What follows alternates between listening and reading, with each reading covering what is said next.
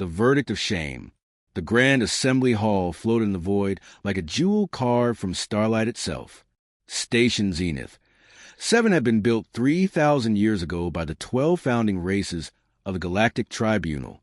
Its walls were transparent crystal that showed the endless darkness of space beyond.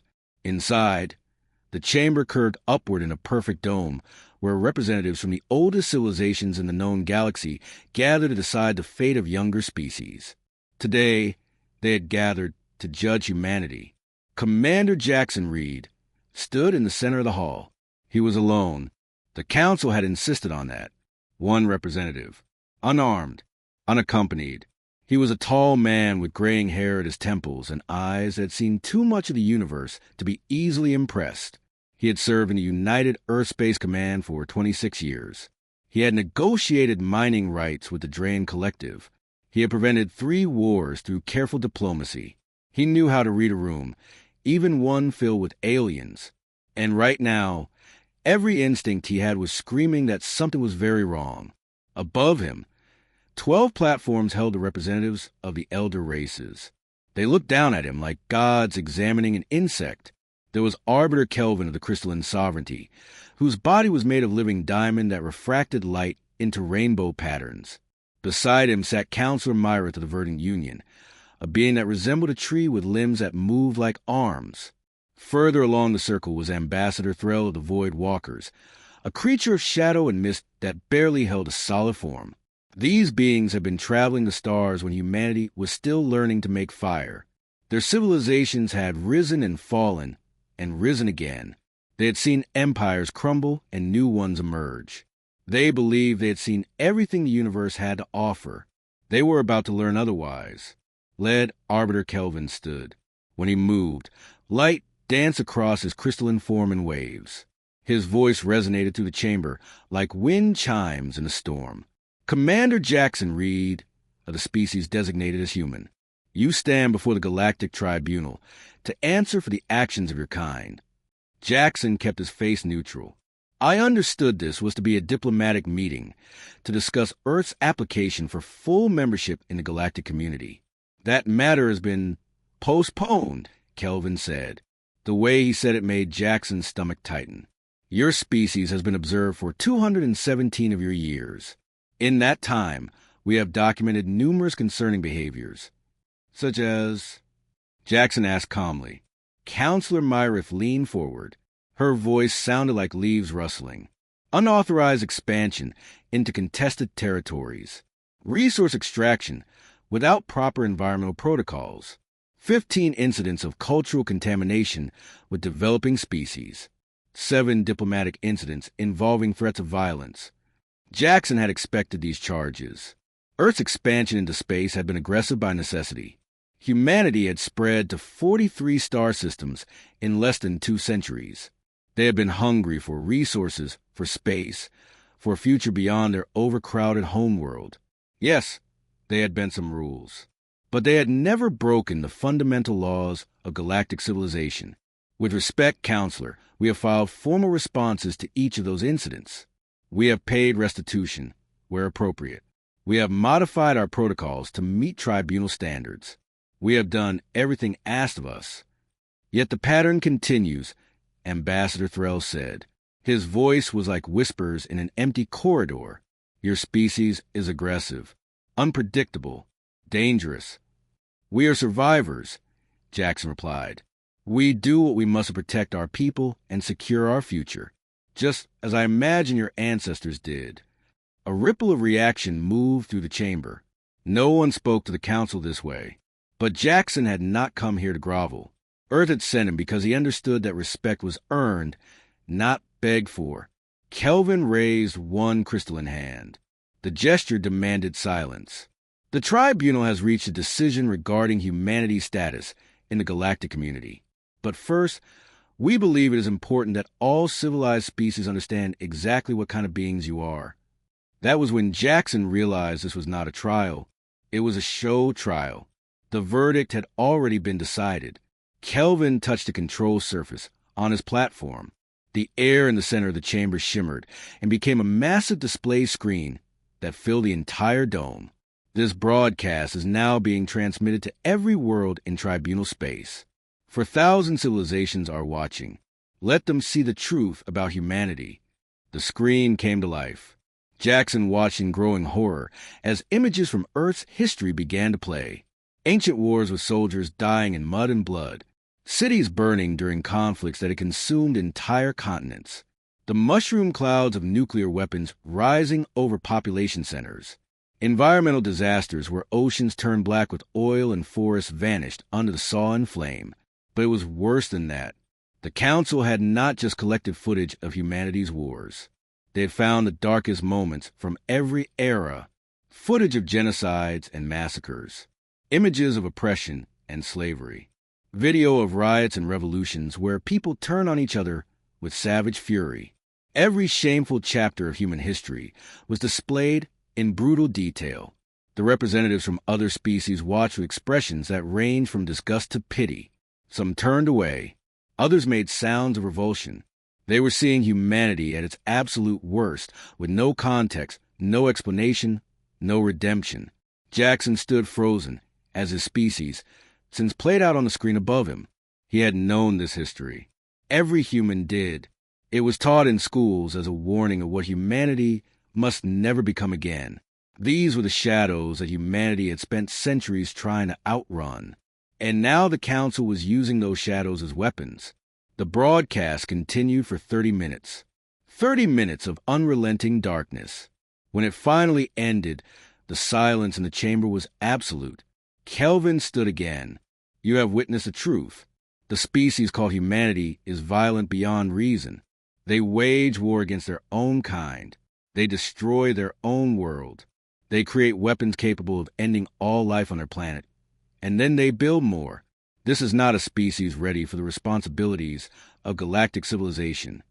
Around the chamber, representatives nodded in agreement. Some made gestures of support in their own species' customs. The verdict was clear. The Galactic Tribunal has therefore decided, Kelvin continued, that humanity is hereby placed under protective quarantine. All human vessels are to return to their home system immediately. Human expansion beyond the Sol system is forbidden. Human access to advanced technology is restricted. Human communication with other species will be monitored and limited. This is not a punishment. This is a necessity for the protection of the galaxy and for protection of humanity from itself. Jackson felt the words like physical blows. Quarantine, restricted, monitored. They were putting humanity in a cage.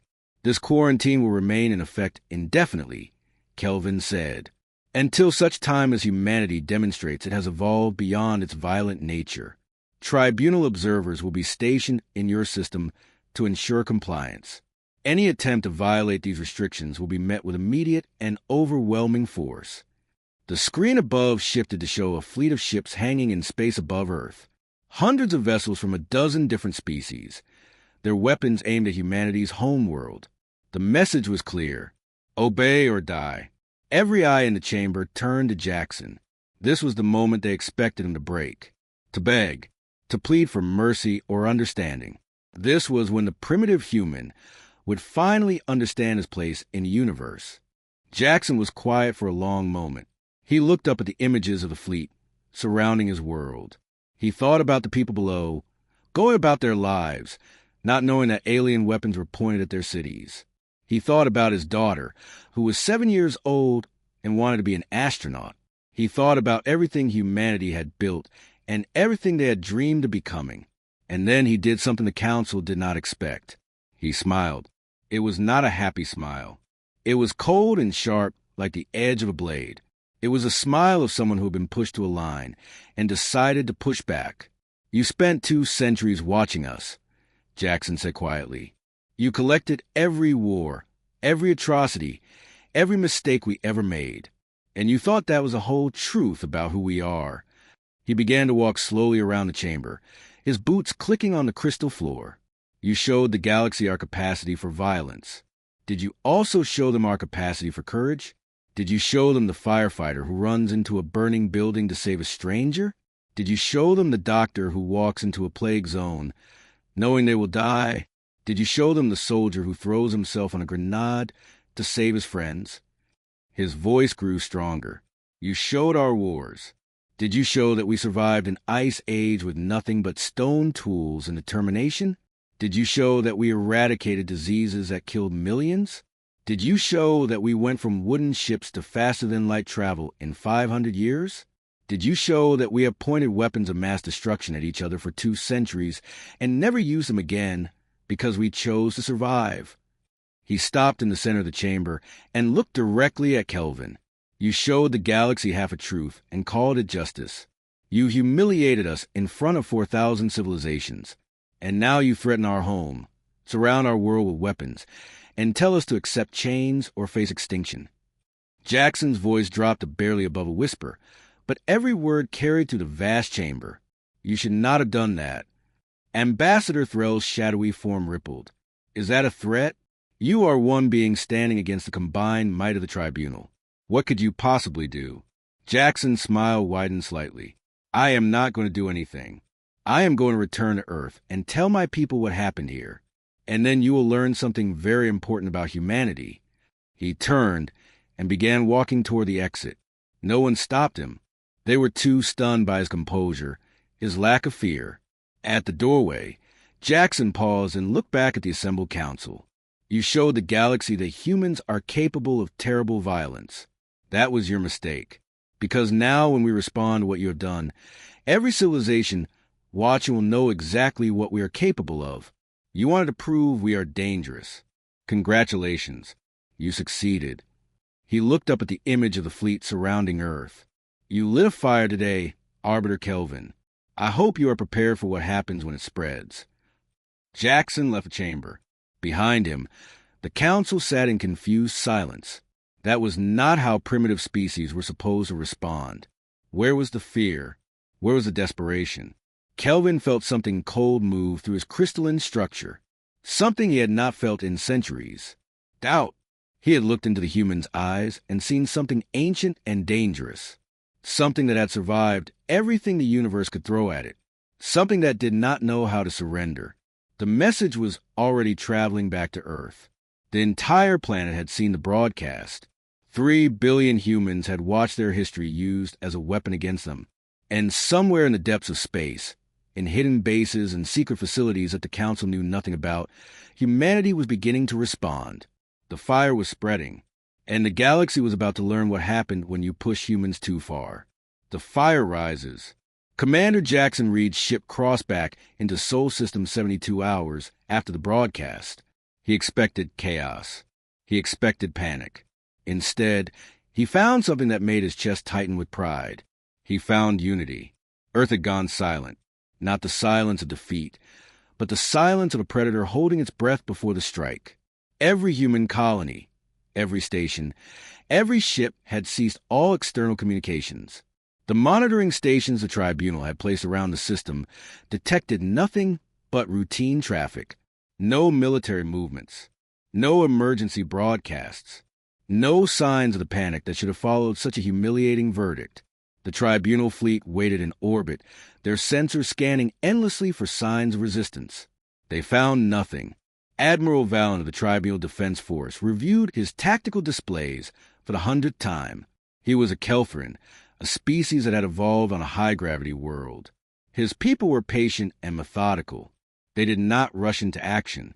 But even Vallon was growing concerned by the absolute stillness from the human worlds below. They should be fighting among themselves by now, his tactical officer said. Primitive species always fracture under pressure. Some factions should be trying to negotiate separately. Some leaders should be attempting to seize power by offering cooperation. Vallon was not so sure. He had watched the recording of Commander Reed in the council chamber. That was not a species that fractured easily. That was a species that had something planned. He just did not know what. On Earth, in a bunker beneath the Rocky Mountains, Jackson stood before the assembled leaders of humanity. Every nation was represented, every colony, every major corporation, and military command. For the first time in human history, there were no disagreements, no political maneuvering, no competing interests. There was only one question that mattered. What do we do now? They humiliated us, the Secretary General of the United Earth Government said.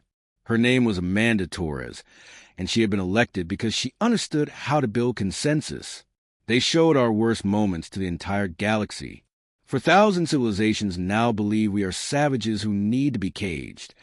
Let them believe it, said General Marcus Stone, the commander of Earth's military forces. He was old enough to remember when humanity had first made contact with alien life. He had spent his entire career preparing for the day when that contact turned hostile. We spent 200 years letting the tribunal think we were primitive and desperate. We let them believe we were barely holding our civilization together. We let them underestimate us. And now they have made their move. Jackson stepped forward. The tribunal made 3 critical mistakes. First, they assumed our history of violence meant we were weak and divided. Second, they thought threatening our homeworld would make us surrender. And third, they broadcast their intentions to the entire galaxy, which means everyone is watching to see what happens next. He activated a holographic display. It showed the tribunal fleet in orbit, 247 ships from a dozen species, enough firepower to reduce Earth's surface to molten glass. They think this fleet guarantees our compliance. They are wrong. Admiral Sarah Chun stood up from her seat. She was younger than Jackson, only 42, but she had risen through the ranks faster than anyone in history. She understood space combat in ways that made seasoned veterans nervous. She had been studying alien tactics for 15 years, looking for weaknesses, preparing for exactly this moment. The tribunal has never fought a species like us, Sarah said. Their wars are civilized. They have rules. They target military assets and avoid civilian casualties. They fight with precision and restraint because that is what civilized species do. She smiled, and there was nothing civilized about it. We do not have those limitations. She expanded the display to show the entire Sol system. For the past 72 hours, we have been activating protocols that were established the day we first detected alien life. Project Sanctuary, Project Defiance, Project Phoenix. Everything we have been building in secret for 2 centuries. New icons appeared on the display. Ships, hundreds of them, thousands. They had been hidden in asteroid fields and on the dark sides of moons. They had been disguised as mining facilities and research stations. The tribunal had known about Earth's official fleet of 300 vessels. They had not known about the other 2,000 ships that humanity had built in absolute secrecy. But that was not the most important part. We also completed Project Prometheus last year, Sarah continued. The display zoomed to show a massive structure hidden in the Kuiper Belt. The Council thinks we are technologically inferior. They think it will take us centuries to match their capabilities. They never considered that we might take a different approach. Jackson knew what Prometheus was. Every person in that room knew. It was humanity's greatest secret and greatest gamble. A weapon that should not exist. A ship designed not for exploration or defense, but for one purpose only, to make the tribunal understand that humanity would never be caged. We are ready, Sarah said simply. Give the word, and we show them what happens when you threaten Earth. The room fell silent. This was the moment that would define humanity's future. They could submit to quarantine and spend centuries as prisoners in their own system, or they could fight back and risk everything on a single throw of the dice. Amanda Torres looked around the room at the faces of humanity's leaders. She saw fear, yes, but she also saw determination. She saw the same fire that had driven humans to survive ice ages and plagues and wars. The same fire that had pushed them to reach for the stars even when the universe seemed determined to keep them down. Send the message, she said. Show them who we really are. What happened next would be remembered for 10,000 years. Every communication device in the galaxy activated simultaneously. Every screen, every display, every data transmission network. The tribunal's own broadcast system, the one they had used to humiliate humanity, was hijacked by something that should have been impossible. Human engineers had spent 72 hours cracking encryption protocols that had stood for millennia. They had found the backdoors and exploited them with the kind of desperate brilliance that only humans possessed. A new broadcast began. It started with a simple message translated into 4,000 languages. You showed the galaxy our darkness. Now, Let us show you our light. The images that followed were nothing like what the tribunal had shown. These were not scenes of war and destruction. These were moments of impossible courage and sacrifice. A firefighter carrying a child from a burning building, his own body aflame. A doctor in a plague ward, holding the hand of a dying patient, offering comfort in the final moments. A soldier throwing himself on an explosive device to save his squad, using his last seconds to protect others. A mother lifting a vehicle off her trapped child, doing something physically impossible through sheer force of will. The broadcast showed humanity at its best. Scientists working for decades to cure diseases. Engineers building structures that reached into the sky. Artists creating beauty from nothing. Teachers passing knowledge to the next generation. Ordinary people doing extraordinary things simply because it was the right thing to do. But it was more than just inspiring moments. The broadcast also showed humanity's achievements. The first human to walk on their moon, looking back at their blue world hanging in the darkness. The moment when human scientists detected the echo of the universe's birth. The day when humanity cured cancer, malaria, and a dozen other diseases that had killed billions. The first human ship to break the light barrier. The first human colony on another world. The narration was calm and clear. We are not just our violence. We are our compassion. We are our creativity. We are our refusal to give up. You judged us by our worst moments. But those moments do not define us. What defines us is that we survived them. We learned from them. We became better because of them. The images shifted to show Earth from space, that small blue world that had given birth to a species the universe had never seen before. We crawled out of caves with nothing but rocks and determination. We survived ice ages that should have killed us. We endured plagues that reduced our population by half. We faced nuclear annihilation and chose peace instead. Every time the universe tried to destroy us, we adapted. We survived. We thrived. The narration grew stronger. You thought our history of violence made us weak. You were wrong. That violence exists because we protect what we love with everything we have. You showed the galaxy that we are capable of terrible things. Thank you for that. Because now, when we defend ourselves, no one will be surprised by what we are willing to do. The broadcast ended with a single sentence that burned into the minds of trillions of beings across the galaxy. We are not trapped in this universe with you. You are trapped in it with us. And then humanity revealed what they had really been doing during those 72 hours of silence. Ships began emerging throughout the Sol system. The official Earth fleet powered up their weapons and moved into formation. But they were joined by vessel after vessel that the tribunal had never detected. Sleek warships that had been built in secret shipyards.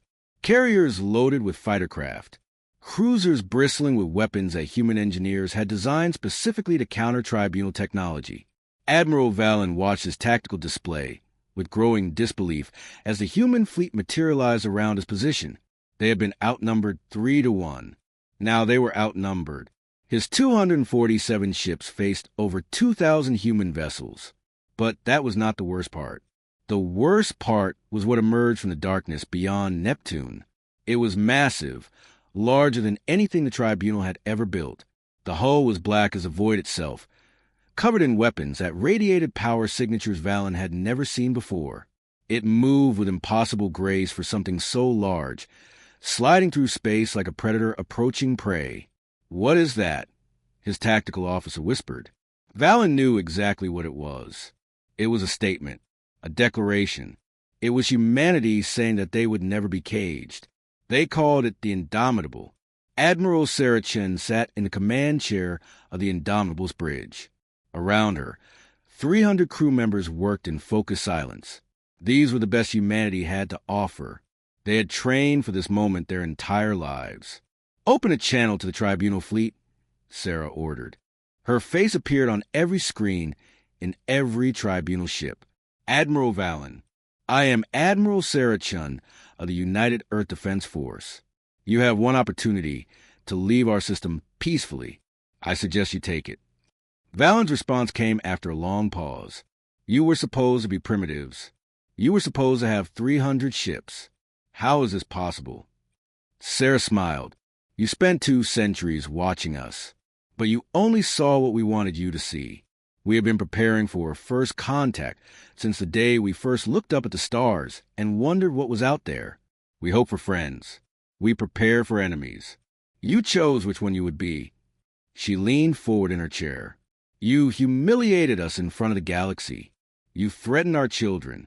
You tried to put chains on a species that has never known how to kneel.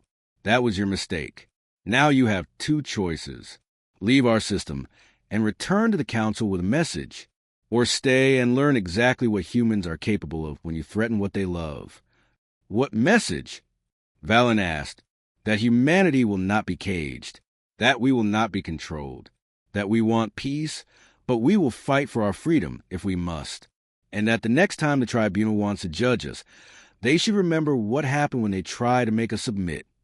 Sarah gestured to her tactical officer. On screens across the fleet, images appeared. The Indomitable's weapon systems coming online. Missiles armed. Energy weapons charged. 2,000 human ships ready to fight. You have 10 minutes to begin your withdrawal, Sarah said. After that, we will consider your presence an act of war. Choose carefully. The tribunal fleet was larger. Their ships were more advanced. Their technology had been refined over thousands of years. By all logical calculations, they should have been able to crush the human fleet with minimal losses. But Admiral Valen had not survived 300 years by ignoring his instincts. And every instinct he had was screaming that if he started this fight, he would not survive it. The humans were not bluffing. They were ready to die to protect their world. And beings who were ready to die were always the most dangerous. All ships, Valen transmitted, begin withdrawal from Sol System. Do not engage human forces. Around Earth, the tribunal fleet began to turn. Slowly, carefully, they moved toward the edge of the system. The human ships watched them go, but did not fire. This was not about destruction. This was about sending a message. As the last tribunal ship crossed the heliopause, Jackson stood beside Sarah on the Indomitable's bridge. They watched the alien fleet vanish into faster-than-light travel, retreating to report their failure to the Council. They will come back, Jackson said quietly. Maybe, Sarah replied. But next time they will come to negotiate, not to dictate. On Earth below, people poured into the streets, not to celebrate victory, but to witness the moment when humanity stood up and refused to be pushed down.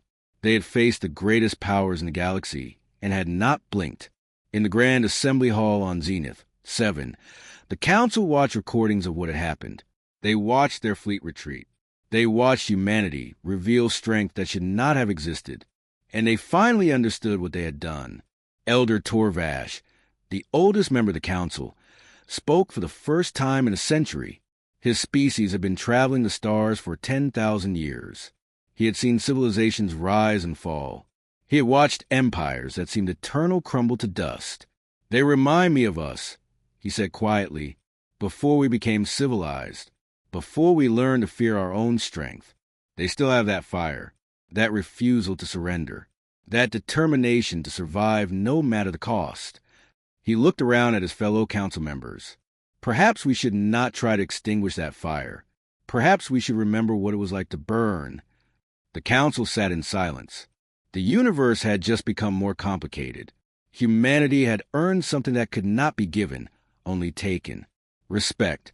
3 weeks later, Commander Jackson Reed received a new message from the tribunal. It was short and formal. The Galactic Tribunal requests negotiations regarding Earth status in the galactic community. Please send representatives to discuss terms of full membership. Jackson smiled as he read it. The quarantine was over. The chains were broken. Humanity had not just survived their trial. They had transformed it into their triumph. He looked up at the stars, thinking about his daughter who wanted to be an astronaut. She would have that chance now. Humanity would reach for those stars without limits, without chains, without anyone telling them they were not good enough. They had shown the galaxy their darkness. Then they had shown their light. And in doing so, they had proven that humanity deserved its place among the stars. The fire had risen, and it would never be extinguished again.